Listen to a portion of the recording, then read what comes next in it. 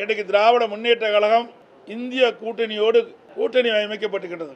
அதில் காங்கிரசும் இடம்பெற்றிருக்கின்றது. இந்தியா கூட்டணியில் காங்கிரசும் இடம்பெற்றிருக்கின்றது. இன்றைக்கு கர்நாடகத்திலே காங்கிரஸ் ஆட்சி நடைபெற்றுக் கொண்டிருக்கின்றது. அதனால தமிழ்நாடு முதலமைச்சர் காங்கிரஸ் கட்சியினுடைய தலைவர் கர்நாடகத்தை சேர்ந்தவர்.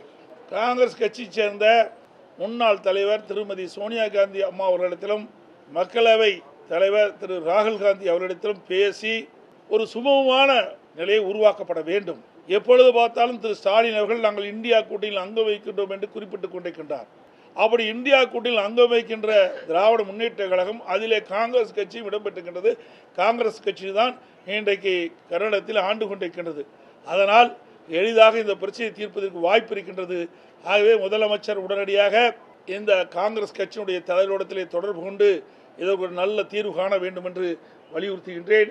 தீர்வு காணப்படாத இருந்தால் இன்றைக்கு தமிழகம் வஞ்சிக்கப்பட்டு விடும். தமிழகம் இன்றைக்கு டெல்டா மாவட்டம் பாலைவனமாக மாறிவிடும் என்பதை இந்த நேரத்தின் எச்சரிக்கையோடு அவர் கையாள வேண்டும் என்ற இந்த நேரத்தில் கேட்டுக்கொள்கின்றேன்.